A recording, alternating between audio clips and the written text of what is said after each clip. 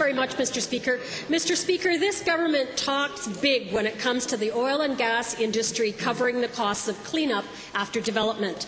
But collecting $12 million this year to cover the costs of cleaning up abandoned or orphaned wells and $820 million for the life of the fund for reclaiming the oil sands simply won't cover it. To the Minister of the Environment, when the government has collected only $12,000 per hectare from industry to pay for a cleanup that will actually cost closer to $150,000 per hectare, why is the taxpayer inevitably on the hook for... The Honourable Minister. Mr. Speaker, let's be very clear. It is the industry who is on the hook to do the cleanup. The funds that the member refers to are only contingency funds in case the circumstance should arise that the industry that created the disturbance is no longer economically viable. Mr. Speaker, that is by far the exception, not the rule.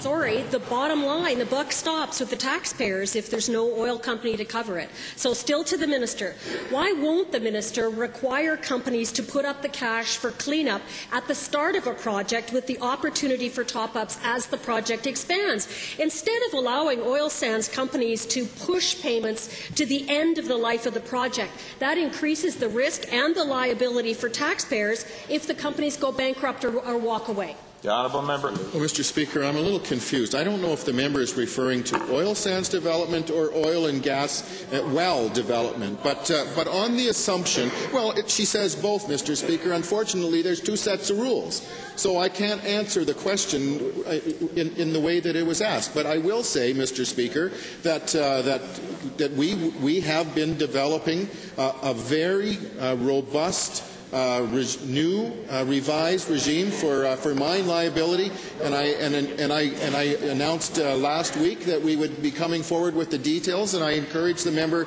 to stay tuned because it should be later this week. Member, please. Thanks. The final question is to the Minister of Energy. Why did the Minister give cleanup of the environment no consideration at all when developing the oil sands progressive reclamation strategy, which proposing virtually no payment from the oil sands sector for reclamation until the end of the life of the project, which they can determine when the end of the life is? Minister. The program that the member refers to was developed by Alberta Environment. And that's the program that I referenced earlier. And Mr. Speaker, despite the fact that the opposition felt it necessary to release the documents in advance of our scheduled announcement, the announcement is still scheduled, and it will be later this week. And I encourage the member to come and get all of the details. Okay.